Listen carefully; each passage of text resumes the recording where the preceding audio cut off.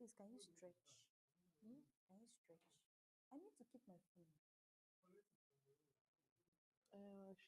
I'm collecting it from Onye.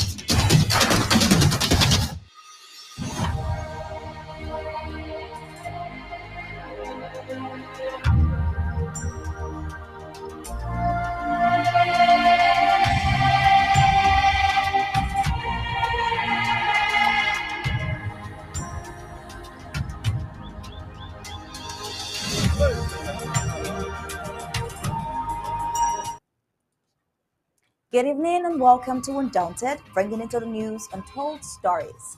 I'm Star Smart. Let's begin.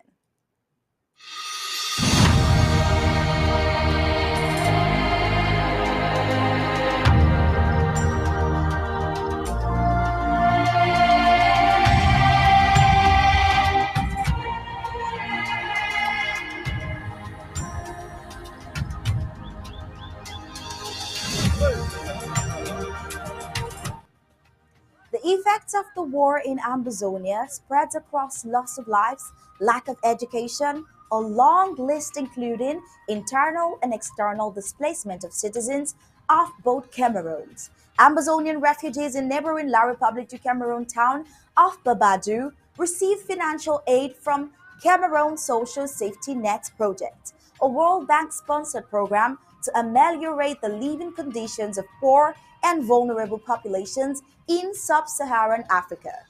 This seems worthy of an accolade, but why involve the World Bank to help the people that you caused to need help in the first place, especially when you're not doing anything to change their status? When the people who were suffering and who were offering you aid are the same ones who made you seek aid in the first place, it becomes rather ironic and hard to believe or understand.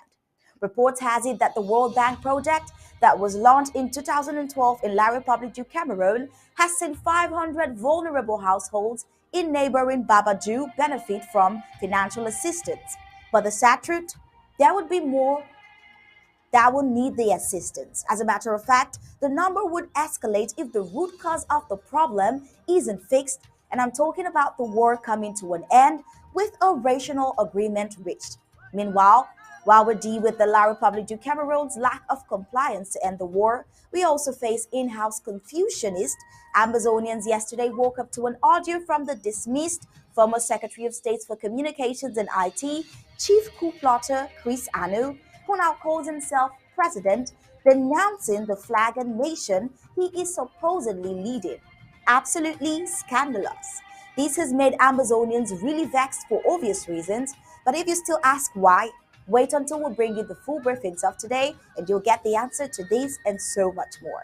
With that, we'll begin the news of today with the prime headlines.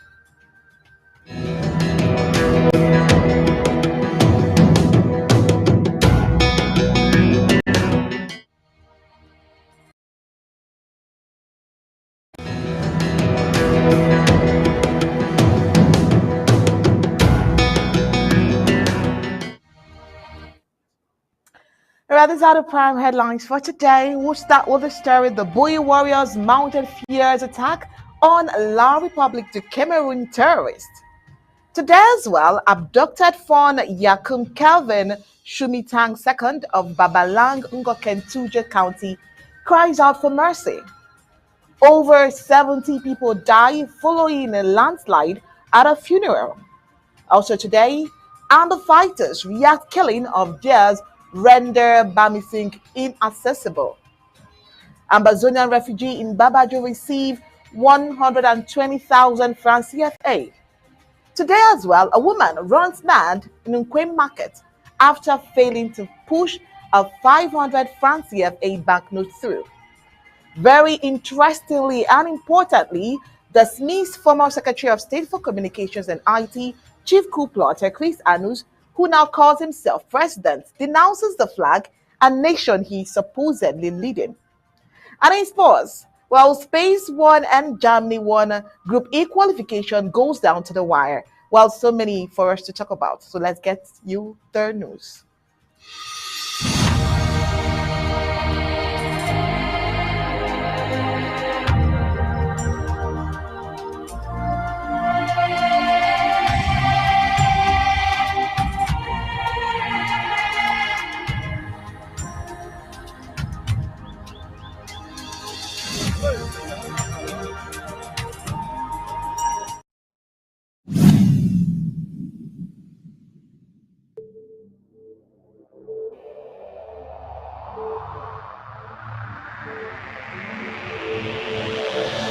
The media greatly influences society. They inform people about what is happening. It permeates people's lives by creating their own criteria and opinions. In this way, the media moves the masses, creating different social movements. For over 60 years, the people of Ambazonia were deprived of such privileges. The privilege to enhance their own criteria and opinion. They have suffered cultural genocide for 6 long decades, but not in this age and not with Undaunted ABC Amber News on board. You must understand that wars are fought and won in the media. The speed of the revolution on Ambazonia's quest for freedom cannot be explained without highlighting the diligent use of the media. Franco-Cameroon colonizers, among other strategic moves, weaponized the media against Ambazonia for so long, and they continue to do so even today. The question would be, how much do the oppressed people of Ambazonia need to counter the media rage? Indeed, how much more is required to stop the genocide? The carnage in Ambazonia didn't start today. In 1961, 1972, 1984, 1992, Ambazonians were slaughtered in huge numbers and help was not forthcoming. Why? Because the oppressor was the piper in the media. The good news is we have what it takes to dictate the pace. Right now, ABC Amber TV is taking advantage of the wonders of multimedia aggressively to inform the misinformed and disinformed with Undaunted and other revolutionary programs bringing it to the news untold stories. Most importantly, to win the media war by taking ABC Amber TV into every multimedia platform. In a word, where the importance of storytelling can never be overemphasized, Amazonians has to tell her own story, not the other way round. And like we say it always, Ambazonia must narrate her story accurately. We can do this together, you know, right? You are just a click away. Visit our website at www.abcambertv.com, and the steps are quite simple. With just a click on the website, you can become a club member with so many benefits. You can also make a one-time donation, advertise and showcase your goods and services at the marketplace on the website. That was easy, right? You're welcome on board. And thank you for opting for the winning team.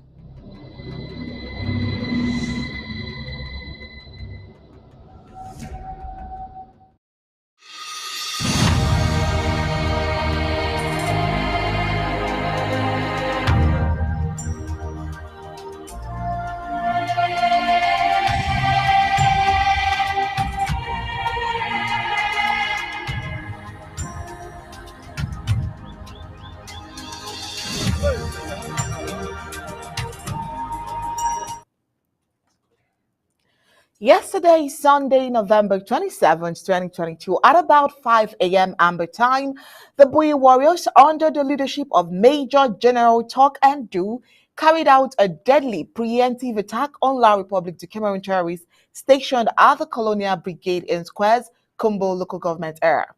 The Bui warriors, Ambazonia Restoration Forces, have persistently mounted fierce attacks that have killed over 10 La Republic the Cameroon terrorists this past week. Their last attack carried out on Friday, 25th 11 2022 at the Kumba Principal Prison and the court building killed 5 terrorists on the spot. A helicopter backup was called to immediately evacuate the critically wounded to hospitals. Fellow Amazonians, this is where we will begin the full briefings of Undaunted tonight. Steph Smart is here as always. How are you doing, Steph? Very well, Onyi. Good evening, and good evening, fellow Amazonians. Sunday attack was a tactical preemptive move as the Boyi warriors, Major General and team got intel of a pending attack by La Republique du Cameroon's terrorists on their base and decided to strike first. The ambush started at 5:10 a.m. and the gun battles lasted for 2 hours, with more than 3 La Republique du Cameroon terrorists pronounced dead on the scene and many others wounded. Well, thanks to the great warriors for their professionalism and a job well done, we are calling on all Amazonians to keep on assisting these great warriors in the land of no return to La Republique du Cameroon to continue doing the necessary in freeing homeland. Thanks to the Bowie security team. And on to our next story for today. The CPDM traditional ruler of Bambalang, who doubles as president of the CPDM so-called House of Chiefs in the northern zone of Amazonia, Fon Yakum Kevin Tuevi Shumitang II, now under captivity for close to a year, has cried out to the La Republique du Cameroon colonial authorities in Yaoundé to set No PT's family free for him to regain his freedom. He issued this briefing in a video dated Sunday, November 13th, 2022. Here is a video of him talking.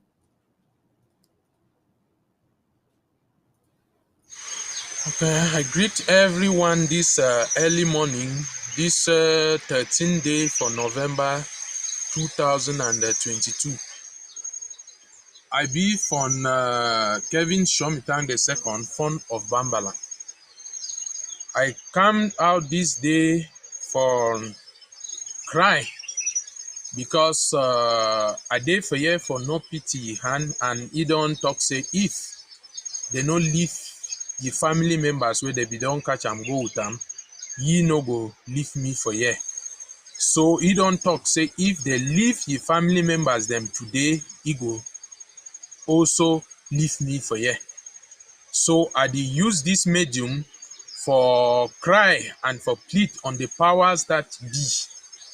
Say may they facilitate the release, the release of the family members, so that me too, I feel be freed from here. I thank you very much.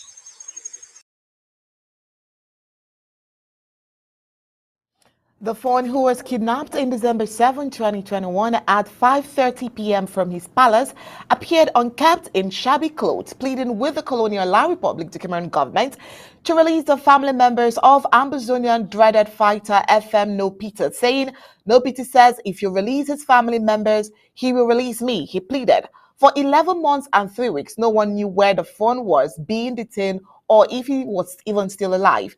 It would appear the colonial La Republique du Cameroon regime traded his position as president of the so-called House of Chiefs for the Northern Zone against the head of No Pite. Else, why did he go to do in his palace within this time when all CPDM chiefs and funds have escaped and are living as refugees in French Cameroon and others out of La Republique du Cameroon?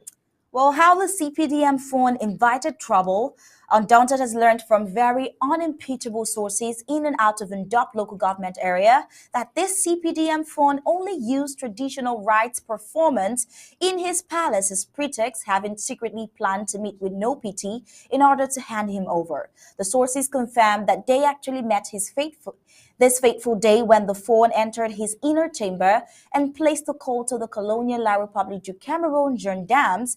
He says, I am with him, meaning you can now come for the trophy. Our sources expatiated that no PT is known to have overheard the telephone exchange and immediately turned the table in disfavor of his overzealous fun. Since his so-called election or appointment into the CPDM House of Chiefs for the Northern Zone of Ambazonia on December 6, 2020, Yom Yakum Shumitang II had been very vocal, castigating the liberation fighters in support of the colonizers. La Republic de Cameroon for close to 1 year in captivity, his other CPDM peers and enablers having failed to subdue the Ambazonia liberation fighters. They have said they will start carrying out spiritual attacks against Ambazonia forces. Well, this was published in an enablers tabloid, The Guardian Post. The La Republic de Cameroon colonial government he has been denying for has equally not made any official statement. Well, very worthy to note is that since the outbreak of the Ambazonian War of Independence, La Republic du Cameroon, in its high-styled corruption manipulations, corrupted almost every traditional authority in Ambazonia for them to denounce liberation fighters and hand them over to colonial forces for elimination or to the self-imprisonment centers known as disarmament, disintegration, and rearmament (DDR). As the words of their subjects escalated, all traditional authorities that fell in La Republic du Cameroon's corruption dragnet had long severe ties with their subjects and escaped Amberland. Will the colonial La Republic du Cameroon authorities yield to this clarion SOS call from this sellout CPDM fund? Answers are blowing in the wind. We the people, ABC Amber TV, Ambazonia Broadcasting Corporation. The voice of the voiceless, the voice of Ambazonia, connecting the world from Africa. With untold stories, Africa's best.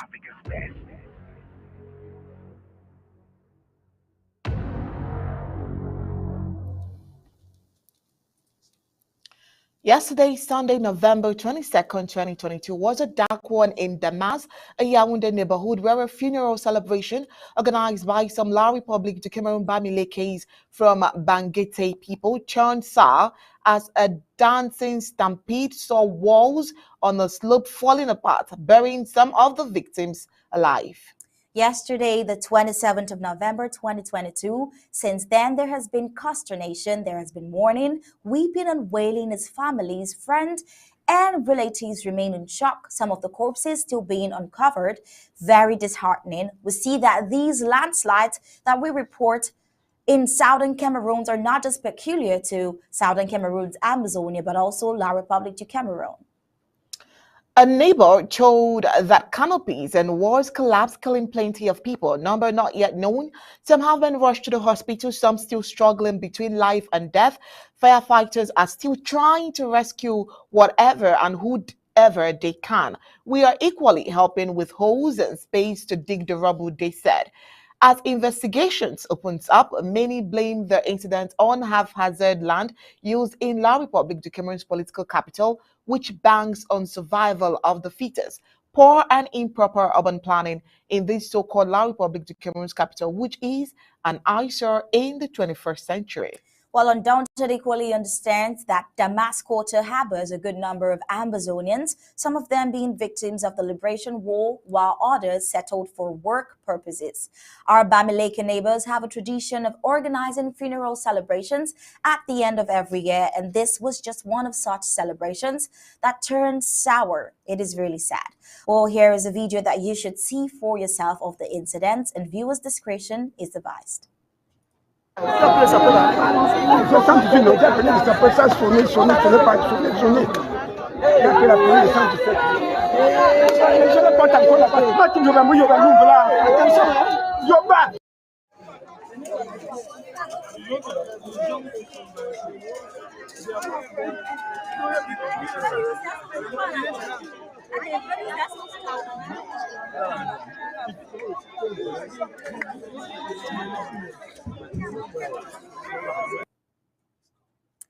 Southern Cameroonian youths have taken the fight for the restoration of the statehood of Southern Cameroon's Ambazonia to heart. The youths who constitute the frontline fighters prefer to die fighting than allowing the colonial La Republic du Cameroon destroy their identity. while others are putting in resources and energy to see that Ambazonia is freed from the hooks of colonial Republic of Cameroon. A few have sold their consciences for peanuts by becoming blacklegs, siding with the enemy, betraying foot soldiers, and selling them out to the colonial Republic of Cameroon military. These blacklegs are still too ignorant of the colonial Republic of Cameroon use and dump colonial policy. After the colonial Republic of Cameroon military must have used them to kill their own brothers, Ambazonians, their lives also would not be spared. Undaunted has gathered that some enablers have guided the colonial Republic of Cameroon military to the execution of General Fire of Ngokitunja local government area and one of his close aides. This provoked the Amazonian Restoration Forces to surround the entire village of Bamising to fish out these colonial Republic of Cameroon military, thus stopping the circulation. The Bamenda Ndop Road was blocked the whole of yesterday, Sunday, November 27th, 2022, at Bamising.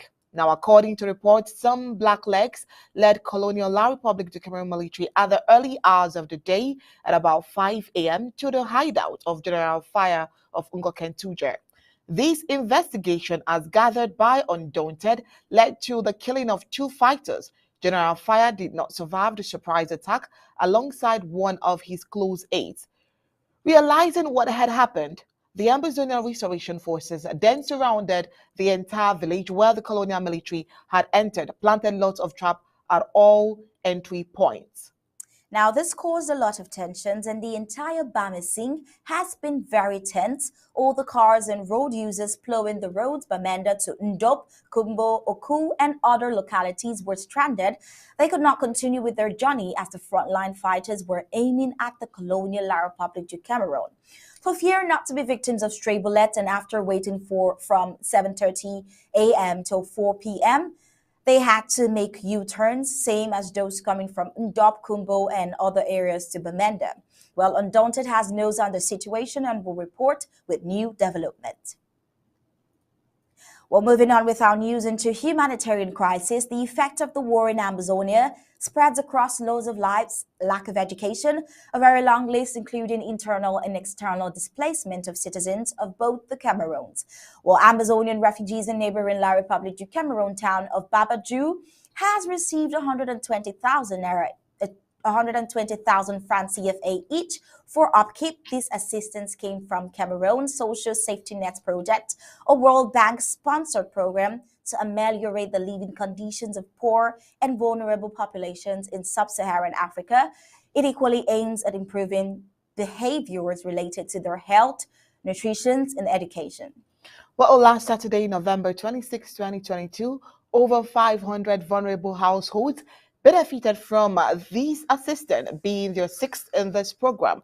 Undaunted gathered that for the past 12 months, the beneficiaries, mostly composed of Amazonian refugees, had been receiving the sum of 30,000 francs CFA every 2 months to improve on their living conditions while improving behaviors related to their health, nutrition, and education. Now, some two Amazonian refugees have testified to Undaunted.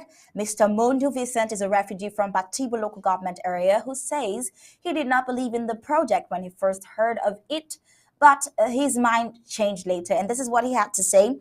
Truly speaking, when I was told of the safety net project, I thought it was a scam. I have received a total of 120,000 francs CFA since the project began, and this money has been helpful to me. I paid my children's fees with this. Well, the question is, why would he believe it at first gulp when the people who were offering you aid are the same people who made you seek aid in the first place? It is rather ironic and hard to believe or understand in the first place. Well, Mrs. Ngwenjang Eunice is another refugee from Boyo County who says the project has been very important to her. She goes on to explain that it has also made me get integrated into the land easily. I no longer feel like a refugee here. She goes on to say, do we call this a bit-by-bit scheme to integrate?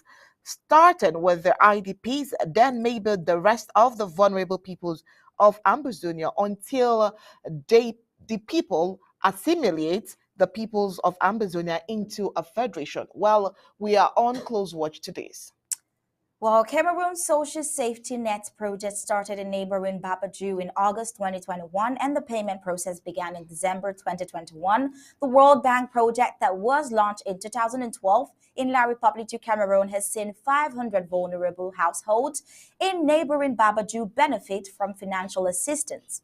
This seems worthy of an accolade, but why involve the World Bank to help the people you cause to need help in the first place, especially when you're not doing anything to change their status? All right, and moving on. Last week we brought you a report of the emergence of ritualists. Everyone must be careful because the quest for fast cash is fast pushing people to get connected in a daily basis to secret society for the purpose. Now, the number of mad people keeps increasing in our society every day, and I'm sure that you all are wondering why. Well, most of those who contract unconventional means to make money always have it as a challenge to fulfill some of the conditions to make money without sweat. Now, a lady went mad in Bamenda local government area in Queen Market after salt was poured on her and on her she had 500 francs CFA. She refused speaking after consciously dropping it down. Do people really think that the devil can give anything good and sustainable? Good question. Well, according to reports gathered by Undaunted, a woman has gone mad at the Nquain market in Bamenda 3 local government area. The incident happened Friday, November 25th at around 3 p.m. An eyewitness narrates that she dropped a 500 franc CFA banknote and was asked to pick it back, but she refused. This lady has as bait a 500 franc CFA banknote that somebody had to collect, like must collect that money from her by all costs. She sneaked into the market and with the crowd, she was convinced that dropping the money was the right way to get rid of it and of course will be picked up by someone else, of course a victim. Unfortunately for her and thanks to God's intervention, she was seen through down the money. And with awareness from similar happenings lately, she was asked to pick the money. She refused picking up the money. Well, while refusing picking up the money after several failed attempts to get her pick back the money, the population engaged in a warfare prayers. As others were inspired and dedicated to throw salt on her and the money, to the surprise of all, she immediately ran mad after the act. Let's see that.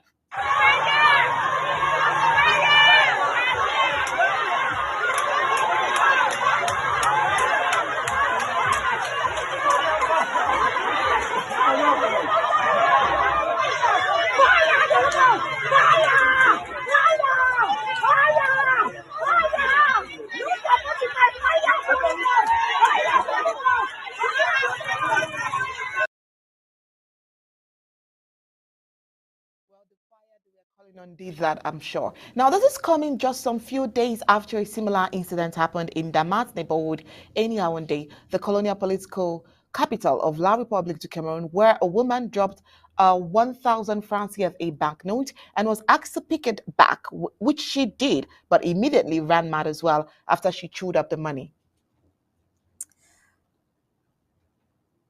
All right, moving on with our stories for tonight. We have the um, Chris Anu case here. Amazonians on yesterday woke up to the audio from the dismissed former Secretary of State for Communications and IT, Chief Coup plotter Chris Anu, who now calls himself president, denouncing the flag, a nation he is supposedly leading.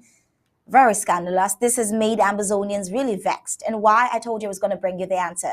Because a national flag is a flag that represents and symbolizes a given nation.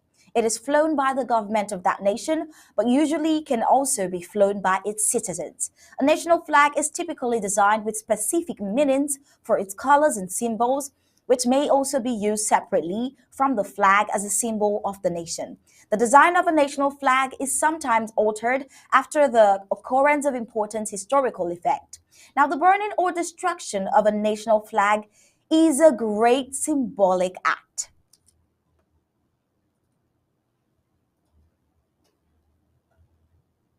Now, historically, flags originated as military standards used as field signs. Throughout history, various examples of such proto flags exist.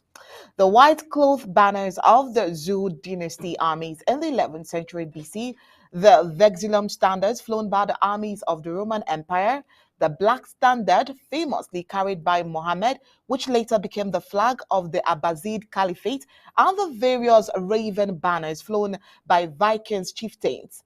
Angelino Doucet published a series of comprehensive Portalan charts in the 14th century AD, which famously showcased the flags of several polities depicted, although these are not uniformly national flags, as some were likely the personal standards of the respective nations' rulers.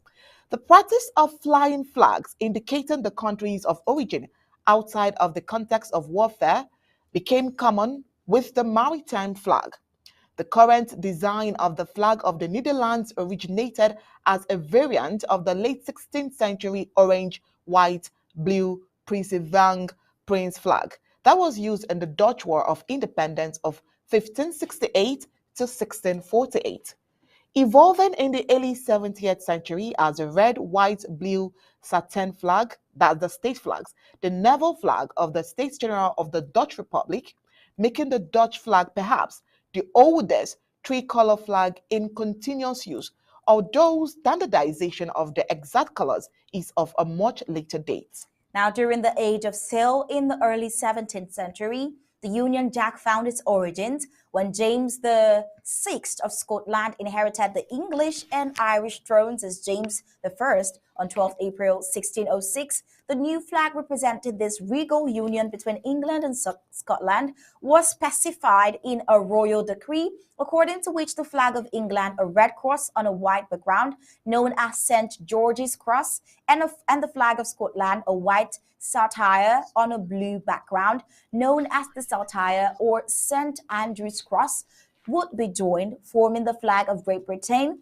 and First Union flag. But then without the Red Cross of St. Patrick, it continued in use until January 1st, 1801, the effective date of the Legislative Union of Great Britain and Ireland, when the Cross of St. Patrick, a red diagonal cross on white, was incorporated into the flag, giving the Union Jacks its current design. Now, with the emergence of nationalist sentiment from the late 18th century, national flags began to be displayed in civilian context as well. Notable early examples include the US flag, which was first adopted as a naval ensign in 1777, but began to be displayed as a generic symbol of the United States after the American Revolution, and the French tricolor, which became a symbol of the Republic in the 1790s. Now, most countries of Europe standardized and codified the designs of their maritime flags as national flags. In the course of the 19th and early 20th century, the specifications of the flag of Denmark, based on a flag that was in continuous use since the 14th century, were codified in 1748 as a rectangular flag with certain proportion, replacing the variant with a split. The flag of Switzerland was introduced in 1889, also based on the medieval war flags. In Europe, the red, white, blue tricolor design of the flag of the Kingdom of the Netherlands became popular since it was associated with a republican form of government through that country's long war of independence against the Spanish crown. That association was greatly reinforced after the French Revolution of 1789, when France used the same colors, but with vertical instead of horizontal stripes. Other countries in Europe, like Ireland, Romania, and Estonia, and in South and Central America, selected tricolors of their own to express their adherence to the principles of liberty, equality, and fraternity as embodied in the French flag. The Ottoman flag, now the flag of Turkey, was adopted in 1844. Other non-European powers followed the trend in the late 19th century, the flag of Japan being introduced in 1870, that of King China in 1890. Also in the 19th century, most countries of South America introduced a flag as they became independent. Peru in 1820, Bolivia in 1851, Colombia in 1860, Brazil in 1822, etc. Well, currently there are 193 national flags in the world, of which are flown by sovereign states within members of the United Nations. And of course, Amazonia as a nation by every available right makes the count 194. Apparently, the dismissed former Secretary of State for Communications and IT, Chris Ano, who now calls himself president, really doesn't believe all of this or know a thing, or perhaps he hasn't just done his assignment. In a 21-minute, 13-second audio released yesterday, November 27, 2022, Chris Ano informed the world and Amazonian Restoration Forces that there is nothing like an Amazonian flag because there is no country like Amazonia. Unbelievable. The question would be, how did you become president of a nation you don't believe in the flag that embodies the core values of the team? The rightful meaning of a nation is people. Are Amazonians a people? Yes, of course. More so based on her historicity and legality, the core values of a people who have deprived of their rights and have been oppressed for so long, like Amazonia, must not be outrightly undermined by someone who purports himself as its leader. All right, so this unfortunate behavior has caused us to examine the Amazonian flag, its composition, and its meaning. Now, the Amazonian flag consists of 5 blue and 4 white horizontal stripes, 13 golden stars surrounding the image of a white dove bearing a green leaf in its beak, emblazoned on a blue square background to the left hand corner. Now, the blue color, symbolic of democracy, plurality, and of the supremacy of the law as shall be enshrined in the Constitution of the People and Territory of Amazonia, as shall be interpreted by the judiciary, upheld by the parliament, and defended by the executive arms of government. While it also represents limitless potentials for growth and development and for faith in the supreme being. Chris Ano certainly doesn't believe in these values. He disregarded the interim constitution unapologetically, defied due protocols and processes for a reason we now understand even much better. Now, we believe more than ever before that Chris Ano has never wanted an independent Amazonia. These are obvious facts. Those who thought that activists like Nelson Achiba were making up stories, today you see the answer. Accept you're an accomplice yourself. Well, let's continue with the symbolism of the Amazonian flag. The white color stands for purity, transparency, and accountability in all domains of life and governance. It presupposes that mediocrities as expressed by corrupt practices of any sort, are intolerable by the Amazonian polity. Evidently, Chris Ano doesn't understand this. He managed ABC Amber TV for years without accountability. Nothing to show for but his anchormanship. Well said.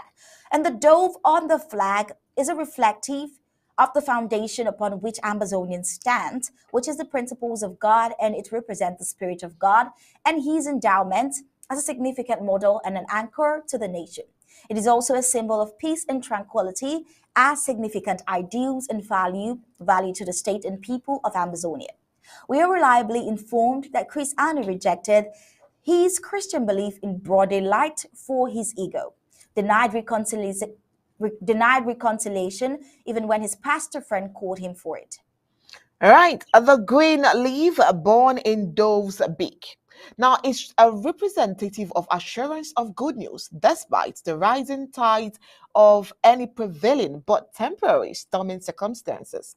It is a message of truth and justice as a guarantee of imminent and abiding peace, prosperity, productivity, and success. Does Chris Ano have this vision? Well, your answer is as good as mine. Now, the 13 stars which you see around the dove represents the 13 counties which makes up the geopolitical divide of Amazonia's national grid from the upper country to the coastal plains of the Federation of Amazonia.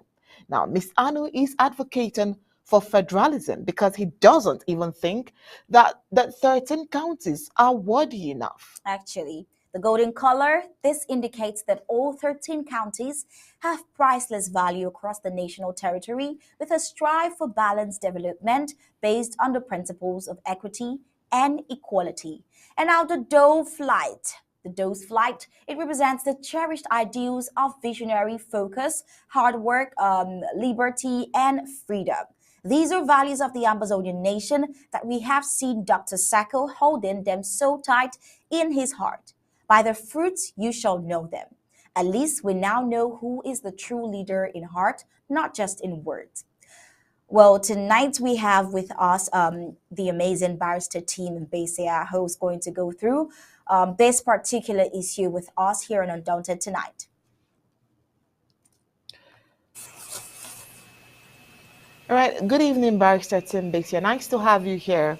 It's a pleasure. Like I would always advise all Ambazonians, whenever they see you, it's time for them to learn because you are always here to lecture us on basic foundational issues which we should acquaint ourselves with. All right. First and foremost, we are sure that you have listened to the audio of Prince Anu telling the Ambazonian Restoration Forces not to pay allegiance to the flag or use it. And that was why we took our time to give the historicity of the flag around the world, not just the Amazonian flag here. Now, how do you feel that someone who a few weeks ago, let's even say a few days ago, was a spokesperson for this government is making such a statement at this critical time? Thank you for having me once more. And I just hope that viewers and listeners will learn something from this. You see, the flag issue is just the tip of the iceberg. I've watched the unfolding of events much earlier than the so-called flag issue. And this is the point. I've often said that when I come here, I weigh my words carefully. What I see and what I'm going to say here may suggest two things. Either way, any of them. I see symptoms of insanity at best or insanity at worst. That insanity or symptoms of insanity might refer to Christian or whoever does that, or it may refer even to me making the analysis if I am wrong. And so I see something terribly happening and going and without anybody challenging it. I think there's something seriously wrong somewhere. Thank you for making the analysis and the history of flags. I will just add a few things there before I continue. The majority of countries in the are members of the United Nations.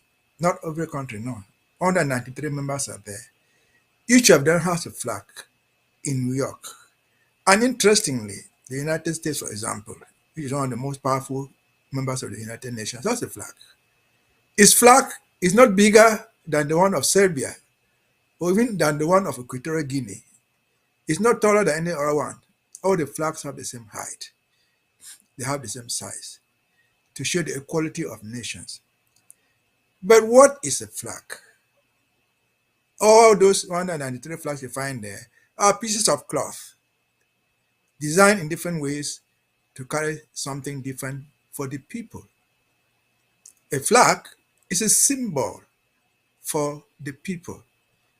And maybe some of us don't know that even in the United States, where you and me are right now, the United States has a flag. That is the flag of the United States government, the federal government of the United States. But each of the 50 states of the Union has a flag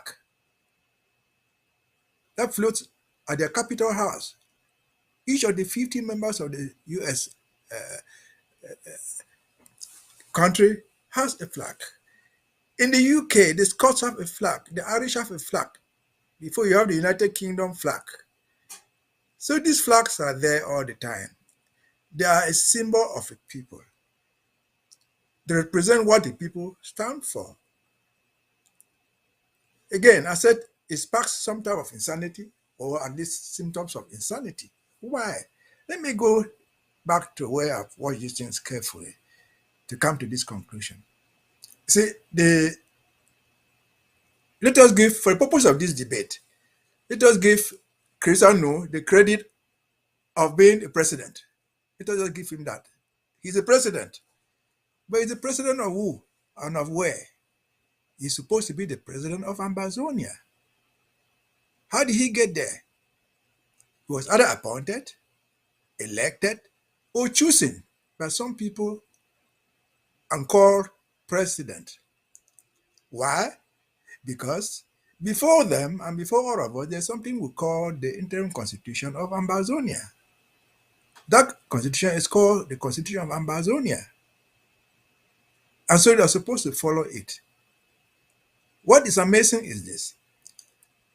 Mr. Christiano gets appointed, elected, or whatever thing as president. And he goes to take the oath of office before a certain group of people, they call themselves Restoration Council. And what does his oath of office say? He swears to protect the institutions of Ambazonia. As soon as she leaves that place, he said, no, I'm not called president. I'm all called comrade. You were taking the oath as what? As comrade or as president? You were swearing to protect the institutions of Ambazonia, and then you are not a president again. If you're no longer a president, you are self-impeached. Because anything you do is not defending the institutions that you promised to do. You are self-impeached. So it is madness, insanity, or something wrong somewhere. And then what happens thereafter? The second arm of it is that this so-called Restoration Council that purported to put this guy there keeps quiet. They say nothing about it. They're just silent. And then, of course, Mr. Anu say, well, the flag is not anything useful to him. The institutions, in other words, the institutions are useless. Fine.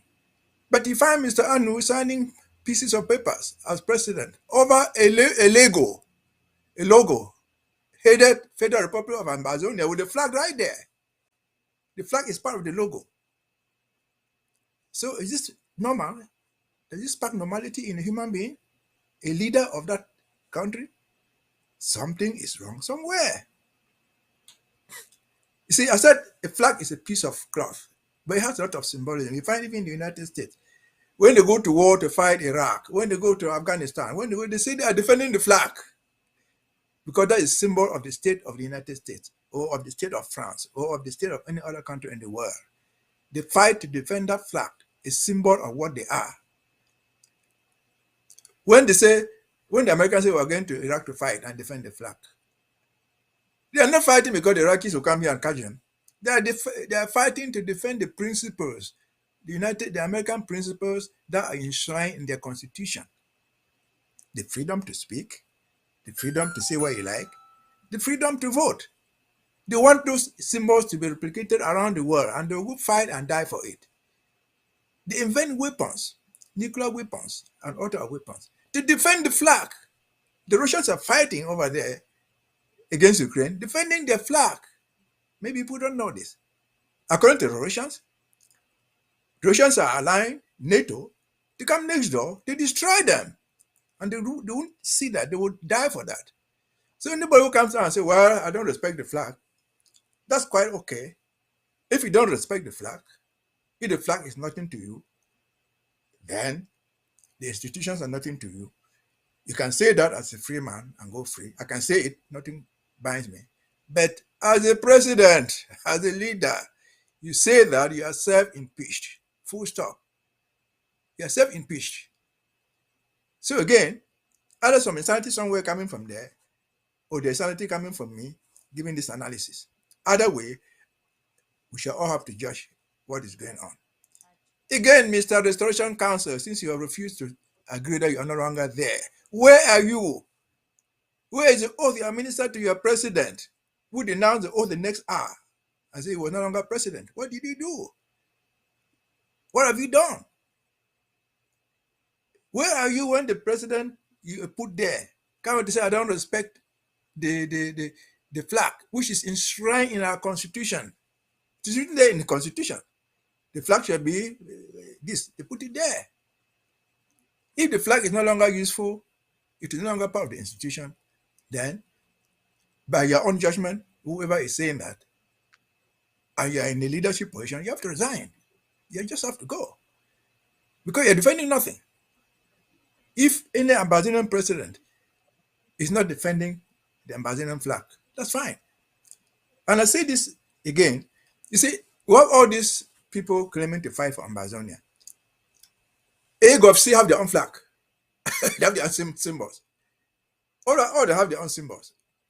The symbols that we have as a federal government of the Federal Republic of Ambazonia is clear. If you want to assume that functions, you must respect everything to the letter. It's not for you to make your own opinion, to decide what you like or you don't like. It's for you to decide to do what the Constitution provides that you should do. If you don't have to do this, then you just quit. That's why I say you are self-impeached. You don't even need somebody to bring you to the impeachment court to send you away. That's how it is. Actually, that is so correct. If you do That not is so know the correct. history of flags, sorry, they do not qualify to be the president of any country. Because any president of Definitely. any country, any leader, prime minister, king of any particular country must know the country's institutions, which in general include the flag. She ought to say what this flag stands for. And again, if that audio is correct, and I think say there is no country called Ambazonia, then you are the president of what? You are the president of what? If there's no country called Ambazonia, Mr. Anu is not the president of the thing. So simply walk away. I think that's so far I can say for that point. Maybe other issues will arise. All right, thank you so much. That you couldn't be any more correct than you already are. I mean, for any rightful thinking person right now would consider the act of Chris Anu, someone who is vying the presidential opposition, to be very outrageous. I mean, it is believed by many due to the actions and reactions for more than 1 year now that Chris Anu has been contracted by Yawunde to destroy the struggle. Do you think this act is a confirmation, an affirmation of that belief? I don't think that anybody doubts that. I must give Anu, the president, in court, the the the the the, the, the credibility that he knows what he's doing. He knows what he's doing. If you go back to the history of Amazonia and other countries, what happened when the white man came, when the colonial masters came? They captured the place. But what showed that they are taking over this place? They planted their flag there. They planted their flag in Boya. They planted their flag in Victoria to show that this was a German colony. This was a German protectorate.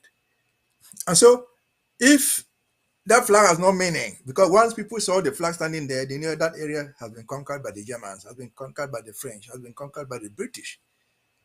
And so, it's not an error. If it is an error, it is unpardonable. If it's an error, it is unpardonable. Because the flag remains a symbol of what we are fighting for. Why is Yaoundé so angry? It's because we carry a different flag. In fact, as a matter of fact, Southern Cameroon was supposed to have its flag even there was a federation. Just like I've mentioned, happens in the Scottish have their own flag, the Irish have theirs, in addition to the mainland UK flag. The American different states have their flags. The Quebecois have their flags that define them as Quebecois, though they are part of Canada. That's just it. If Mr. Cristiano, somebody who says that is completely sold out to Yaoundé, if you doubt it, I don't doubt it. I think he is sold out to Yaoundé consciously or unconsciously, 200%, not even 100%. Again, I don't think it's a mistake. Let us give him the credit of knowing what he's doing. And if he's the leader of Ambazonia, a non-existent Ambazonia, he has surrendered. Because that is what Yaoundé is fighting against. Yaoundé does not want to get this thing called independent and something called Ambazonia. You just showed in your earlier thing, this isn't a fund of whatever by Bambalang, which he is the founder of the whatever thing in the Northwest House of Chiefs. They will never let, even Yaoundé will never let the North, what they call Northwest and Southwest, come together to look like a people. If they must have flags, they want Northwest to have their own flag differently, Southwest to have theirs differently. which they don't want, which is what they are fighting. So, is Christian news sold out? To me, if you're asking my opinion, I believe that it's sold out 200%, knowingly or unknowingly. And this is not new. This is not new to us. Those of us who have been here for the past 2-3 years, who heard Bankui said that Anu sold Sisiku to them. But he added a caveat that he might not have known what he was doing. It is recorded. I'm not the one saying it. Bankui said that on record.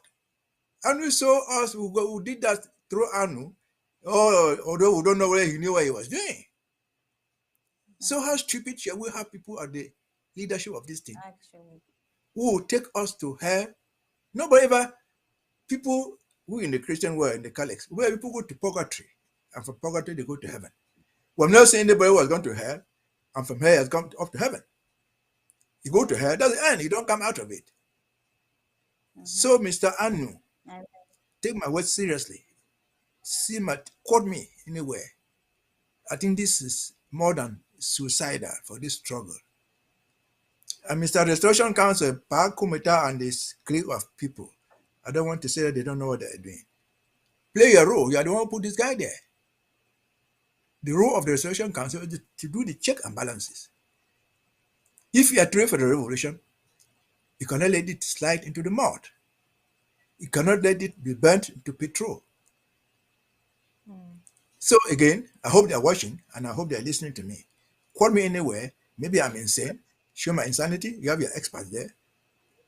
But from my own analysis, I think there's some insanity at worst and symptoms of it at best. Political insanity, I mean.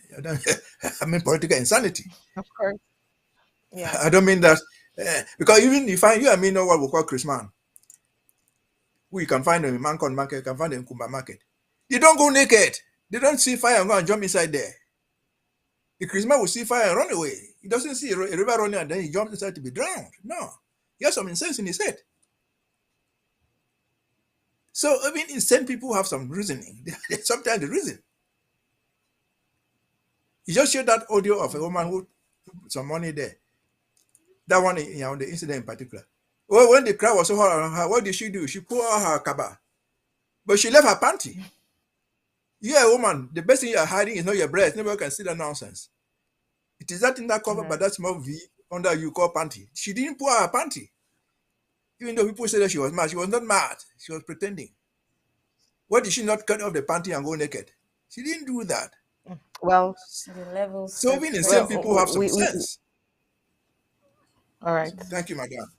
So sincerely, we sincerely appreciate your presence here today, and I'm sure that we will be seeing you tomorrow. You know, the president will be addressing the nation, and we would have our pre-analysis session. So we hope to see you tomorrow. It's always a pleasure having the president address us. I'm sure we'll be seeing you, Barrister Mbisia, tomorrow. Thank you so much for making yourself available today. Meanwhile, this is just to go to all Ambazonians that there will be an exclusive interview. All right. Tomorrow, an exclusive interview with the president. The spotlight would be ending 2022 strong. Right now, there is an announcement the president has made on his platform, and it says, "My fellow Ambazonians, this year 2022 has been very unique since the wake of genocidal onslaught in Ambazonia. Our ability to adapt to this fast-evolving revolution, the Ambazonian Liberation Movement, in the face of a carefully calculated and adeptly performed cruelty, has been tested and tried with fire in the most holistic manner, even scripted in modern-day history." Now, he says, as we therefore approach the last minutes of this remarkable year, in retrospect and with deep reflections, let us never forget to remember that no matter how fast you run, you can't be the winner if you do not finish. We should finish strong. In this regard, let us have a discussion on Tuesday, November 29th, 2022. And he says, I will be taking your questions as well. He looks forward to seeing all of you. And God bless you, and may God bless the Federal Republic of Ambazonia. We also here at Undaunted look forward to seeing you, and we will be proud to host the program. We'll be live by 7 p.m. Amber time tomorrow, so stay tuned for that. All right, fellow Ambazonians, and right after this break, we will be bringing you the editorial.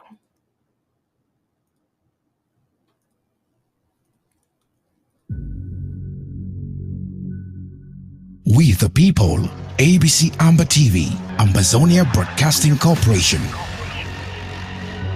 The voice of the voiceless, the voice of Ambazonia, connecting the world from Africa with untold stories, Africa's best.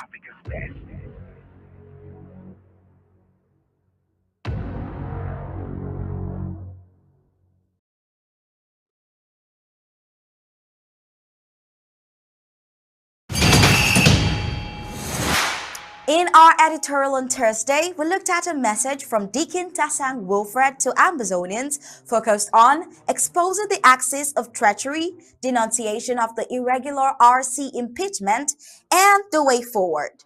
Continuing with that, we bring to you today what the problem really is.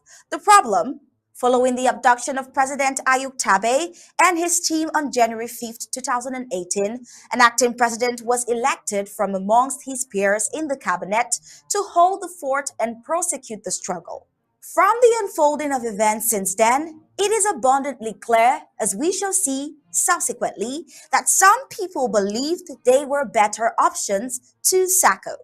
It was in a bid to cut short Sacco's tenure that the Restoration Council RC chair Elvis Cometa induced the council into error by ambushing the interim constitution, the IC, announcing a 2-year term for the president without amending the constitution.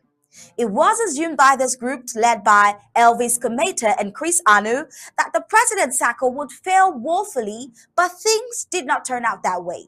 Blinded by ambition, Secretary Chris Anu declared on March 3, 2021, that the interim government had failed to deliver, that they were tired and exhausted, and called on President Sacco to dissolve the government and to bring back Ayuk Tabe's men. The leaking of that document foiled the plans of the cabal, causing them to actively engage to apply themselves to make the interim government led by President Sacco to fail. Members of the axis of treachery, including but not limited to the Vice President Harrison Abongwa, Chris Anu, John Egawa, set to work, each in their sphere of influence and sometimes spreading tentacles to cause this to happen. But Ambazonia knows that at the time Chris Anu declared that the interim government had failed, Ground Zero was boiling like a volcano, and La Republic du Cameroon terrorist soldiers were being wiped out in droves across the territory. Now, since then, Chris Anu left communications to become an arms contractor in defense. He, VP Abongwa, Eganwa, and others are accused of collecting huge amounts of money to deliver arms and conveniently handed over their loot to scammers. Now, they tried killing the 2021 war draft to replace it with a humanitarian initiative on mask and consequently ruined self-defense. These Deacon Tassan detailed out in a memo to the Restoration Council. What memo? Chairman Cometa has refused to examine because his priority is the eviction of President Sacco. When this did not work, Chris Anu waged war against the goose that lays the golden egg. The Honours Secretary for the Treasury, Irene Ngwa, accusing her of everything, including spreading of tentacles and leg spreading when she dared ask for accountability. Nothing could be more despicable to show how determined the Axis was and how much Chris Anu thought of himself. He withdrew from the cabinet promising to return only after Ambazonian's fundraiser had been sacked. That Chris Anu engaged his action during the war draft should tell everyone how desperate the cabal, the axis of the treacherous, is to kill self-defense and consequently the struggle. Now, the genesis. Having stated the problem, it is proper that we get to the root. Failing to speak up when doing so would help avert danger is to be an accomplice, a party to crime, treachery, and possibly acts of treason. The code on Ground Zero being hear something, say something. To hear that enemy troops are heading to Bafut and not alert our people is to be an accomplice to the deaths that may occur. To have knowledge of acts of treachery and observe silence is to be part of the act, irrespective of whoever was being covered up for. The root, as already stated, Chairman Elvis Cometa is the very foundation of the present crisis. He began resisting the acting president immediately after his election, reasons which can presently be directly connected to Chris Anu. According to the investigations of Deacon Tasang Wilfred, a couple of months after, the chairman of the Restoration Council, Arusi, convened and chaired two meetings, the agenda of which were purportedly to replace the acting president. To the first meeting, he invited Mola Njolutumbe, Pa Augustine Dangam, and Carlson Ayangwe, whose flight Cometa paid from South Africa. That meeting and agenda collapsed after both Mola Njo and Pa Ndangam staged a walkout. Mola Njolutumbe was not happy that acting President Sako was not invited to a meeting to discuss his fate. Mola Njolutumbe was consequently not invited to the second meeting. Pa Ndangam, who was invited, refused to attend because, again, acting President Sako was not invited. The story gets interesting. We'll wait until our next editorial and we'll bring to you allegiance instead of sympathy, constitutional ambushments, and more in-depth to Deacon Tassang's concrete analysis. But for now, we've come to the end of this piece to Amazonians from Pa Tassang Wilfred and also the end of our editorial for today. If you want more of such enlightenment, kindly visit our website at www.abcambertv.com for more. Subscribe, become a club member, and a part of this winning strategy. Final payment details on your screen. I am Star Smart reporting for Undaunted ABC Amber TV.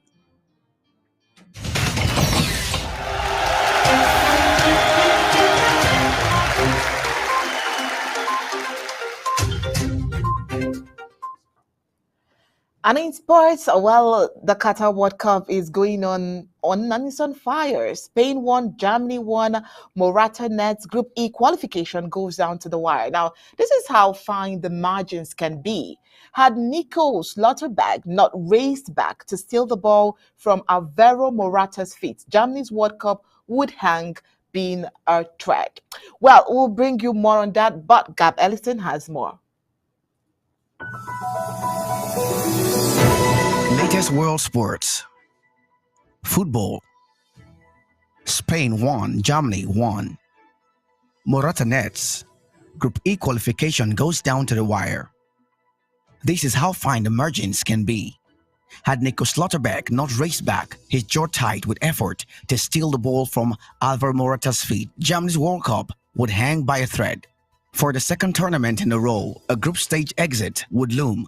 Questions will be asked, culprits sought, knife sharpened, but Slaughterberg did race back, straining every sinew to close the gap to Morata, and he did slide in, his timing perfect, and he did steal the ball from his feet. And now it is not beyond the realm of possibility that Germany might find itself in a couple of weeks' time preparing for a World Cup semi-final, the scent of unlikely glory in its nostrils. The irony, of course, is that Slaughterberg's intervention was just one moment among many thousands over the more than 100 minutes, a speck in terms of Hansi Flick's team's overall performance, and yet everything turned on that single instance. Every assessment of this game, every analysis of the health of German soccer hinged on it. So too did the continuing international careers of several players and likely one coach. The truth of it is that this had been a hugely encouraging display from Germany, regardless of whether Morata, scorer of Spain's opener, had added a second in injury time. It would have been even if Flick's team had not sealed the point. Thanks to Niklas Füllkrug, the late-blooming striker added to the squad almost as an afterthought in the weeks before this tournament. That is not to say it was spectacular, far from it, but it was brimful of all those other traits that are considered quite useful in the circumstances. Grit and fight, and industry and news.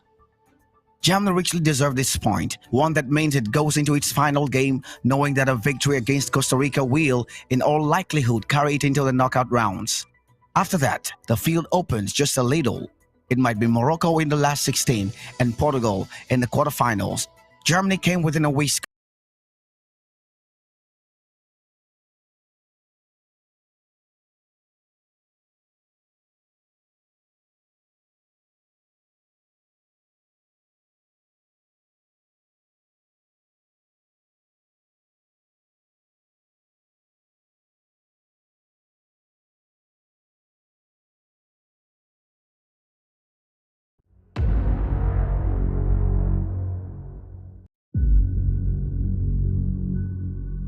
We the people, ABC Amber TV, Ambazonia Broadcasting Corporation. The voice of the voiceless, the voice of Ambazonia, connecting the world from Africa. With untold stories, Africa's best.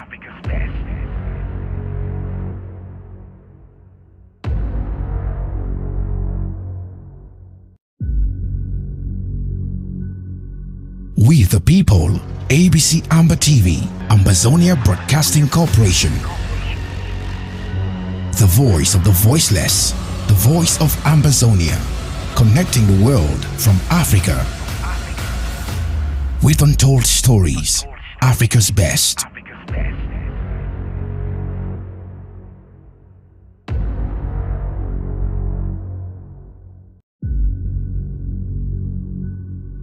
We the people, ABC Amber TV, Ambazonia Broadcasting Corporation. The voice of the voiceless, the voice of Ambazonia, connecting the world from Africa. With untold stories, Africa's best.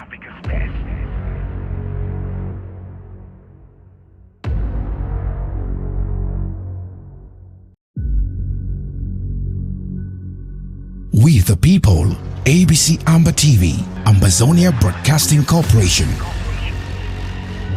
The voice of the voiceless, the voice of Ambazonia, connecting the world from Africa. With untold stories, Africa's best.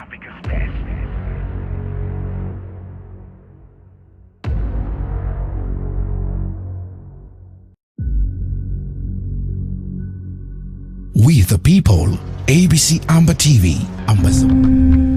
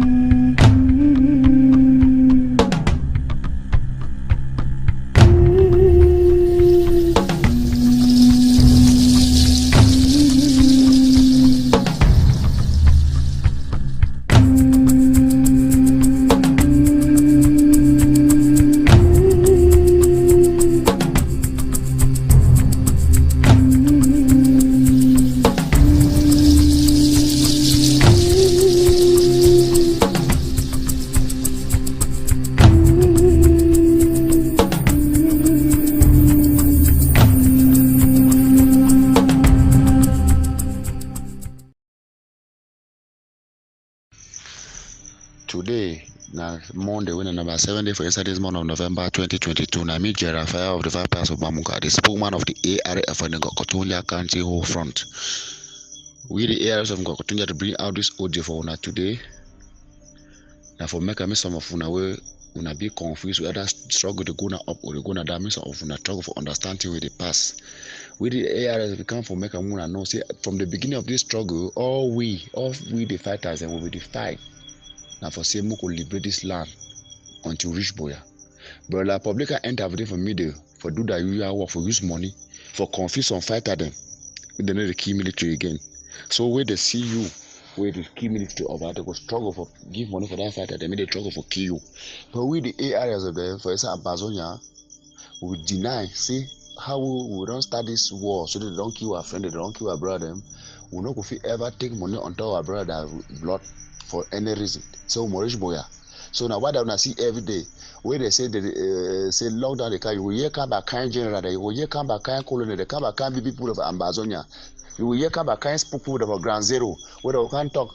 But after that lockdown, you know, every year on this some person don't attack military was on place where it become that type of lockdown for can't talk nonsense. People they will come online. They will come for social media for tell una say ARS them for continue to kidnap people, they stab they torture people them. Say ARS them for continue they need to work correct work. But you know ever hear that work for some side and some they don't ever they ever can't talk for una say ARS them don't kill military them. So they come the dinner for sabotage the real fighters them for spoil their name. So that made la public continue for give that money so they do that work very well. But we don't deny say we not go chop blood money. Say we not go chop blood money. say till the last man standing. Say even if we die today, people will continue. How was people that were about we don't die, then we will continue. Even if we die today, the people that were the day for our front, they will still continue till we could reach Buya. And then we come again for make no, we don't come for here plenty time then. We talk for now, say this struggle there, so how we war the state they go now, all say people that they die they go. Today we yes civil under Bamko, civil under Babisi, civil under Bamungo, civil under Baba, civil under Bamisi. Also as time they go, 2021, 22 now also they would have could die one see sometimes one for bush. We will not be able for see una to fight for una. So we don't count off una say this thing they delay now because enough material not there for fighting people they out. Say this thing we don't live and be as of particular people that are on. Say all man ego must support. Say all man must support, especially for inside Ngokotunja. We can't even talk for una say if you be Ngokotunja picking with day out of Ambazunya or day inside Ambazunya. Or they inside Ngokotunja, me struggle for support because anytime we meet up any place we meet up you. How we don't say on audio, you know, come for support peacefully. Any place we meet up you ask you anything you must give for that place. Because for now, some of una nobody understand. So of una just say we fight this fight about ourselves. And we freedom will come tomorrow. Now all man will enjoy. Even though it had some all man enjoy. You will be out of Ambazunia. If you hold your family member or hold any of your family, anything will ask that you must send them before we will leave hand for your skin. Because this fight, not that personal people that fight. This fight now all will fight. Now all will fight. And all we must support. We don't mind whether you call we say the kidnappers and say we will wait. Even if we go dig na toilet. If you for go work now, move na shit for get money, we go buy weapon there for send the people there out. Move our people them, we Amazon be free. We the ARS of Ngokutunya we go do am. So when it comes to make people know, say how they talk so the who people the subguard. Take 1,000 for passenger there, take 5,000 for driver them.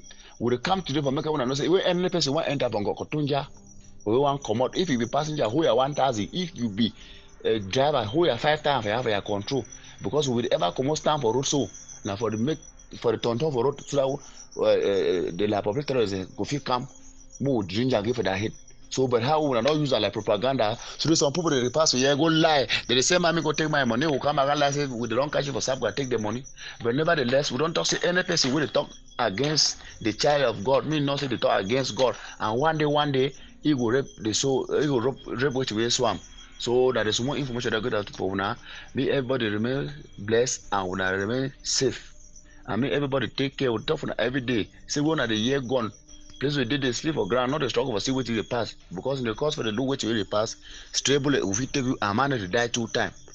So we thank you again once more.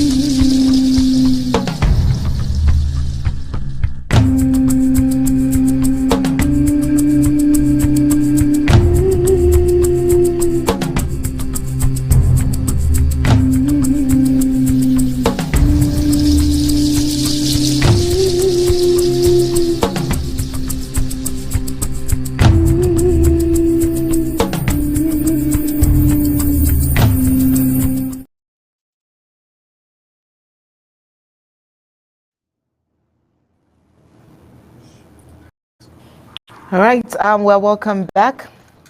We sincerely apologize for that break in transmission. Now, before that technical hitch there, we're talking about sports and analyzing the football that is currently going on in Qatar. Gab Ellison had that particular report. Latest world sports. Football. Germany won. Morata nets. E-qualification goes down to the wire. This is how fine the margins can be. Had Nico Slotterbeck not raced back, his jaw tight with effort to steal the ball from Alvaro Morata's feet, Germany's World Cup would hang by a thread. For the second tournament, a group stage exit would loom. Questions will be asked, culprits sought, knife sharpened, but Slaughterback did race back, straining every sinew to close the gap to Morata, and he did slide in, his timing perfect, and he did steal the ball from his feet. And now it is not beyond the realm of possibility that Germany might find itself in a couple of weeks' time preparing for a World Cup semi-final, the scent of unlikely glory in its nostrils. The irony, of course, is that Slaughterback's intervention was just one moment among many thousands over the course of more than 100 minutes, a speck in terms of Hansi Flick's team's overall performance, and yet everything turned on that single instance. Every assessment of this game, every analysis of the health of German soccer hinged on it. So too did the continuing international careers of several players and likely one coach. The truth of it is that this had been a hugely encouraging display from Germany, regardless of whether Morata scored Spain's opener at a second in injury time. It would have been even if Flick's team had not sealed a point.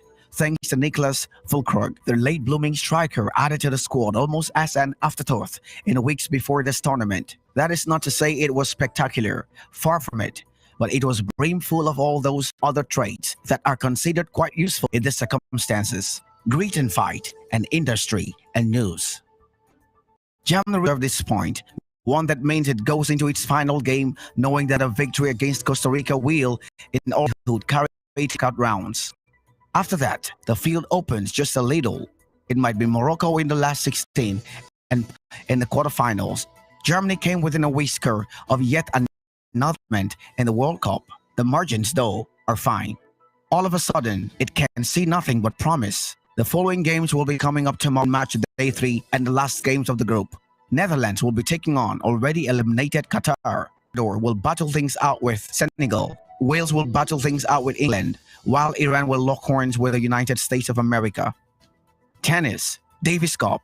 Canada win title for the first time with victory over Australia. Canada won the Davis Cup for the first time by beating Australia in the final in Malaga. In the opening singles rubber, Danish Shapovalov made up for his defeat in the semifinals with a 6-2, 6-4 win over Thanasi Kokkinakis. His Canada teammate Felix Auger-Aliassime, the world number 6, then beat Alex de Minaur 6-3, 6-4 to give his country an unassailable 2-0 lead. The emotions are tough to describe.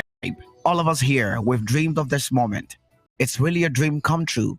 Canada were appearing in only their second Davis Cup final, their first in 2019 defeat by Rafanado Spain, but they got their hands on the World Cup of tennis on Sunday, 109 years after they first played the tournament at the expense of 28-time champions Australia.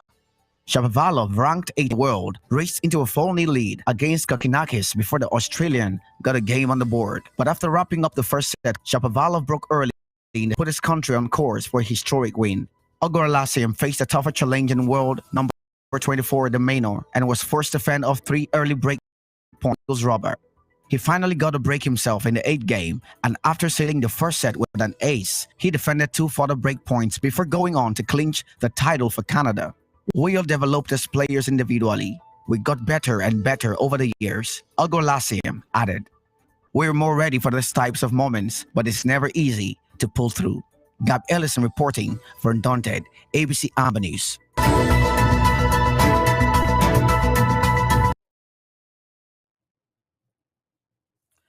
All right, so apparently in today's draw with Sabia, La Republique du Cameroon managed to have a draw. Now, so far, La Republique du Cameroon have 1 point. Now, this is quite funny because Sabia, beaten by Brazil 2-0, still has 1 point as well. Well, Cameroonese are hoping that Brazil prevails over Switzerland today with the hope that they will be able to win Brazil and qualify. But even a win during the final games of the first round against Brazil is no guarantee that they will qualify because there are very chances that Switzerland might still beat Serbia to gain 6 points. Well, our concern is how they are so desperate in celebrating a draw. Well, it shows they never even expected to even get to get this far. That is how low a country that is failing can go. Well, some critics are saying that they could have won the match today if their goalkeeper Onana Vincent was not absent because of disciplinary measures by the coach. They could have won the match as he has been seen as La Republique du Cameroon's best keeper, at least during their first game. All right, and with that sports report, we've come to the end of Undaunted tonight. But before we go, here is a recap of our major stories. Now, the Buyi warriors mounted fierce attack on La République du Cameroon terrorist, abducted Fon Yakum Kevin Trevi Shumitang II of Bambalang, Ngoketunja County, cries out for mercy. Over 70 people died following a landslide at a funeral. Amber fighters react killings of their render Bemisang inaccessible. Also today, we told you that the Ambazonian refugees in Babaju received 120,000 francs CFA. Today, a woman ran mad in Nkwem market after failing to push a 500 francs CFA banknote through. Most interestingly and importantly, today we discussed the dismissed former Secretary of State for Communications and IT, Chief Coup plotter Chris Anu, who now calls himself president, denouncing the flag and nation he is supposedly leading. And in sports, we told you that Spain has won, Germany won in the Group E qualification as it goes down to the wire. And that was it for tonight's Undaunted, bringing to the news Untold Stories. On behalf of my co-anchor, Sterspat, and the entire Undaunted crew, we say thank you for tuning in. I am Onyi Obala. We'll leave you with ABC Amber TV images. Good night and God bless you.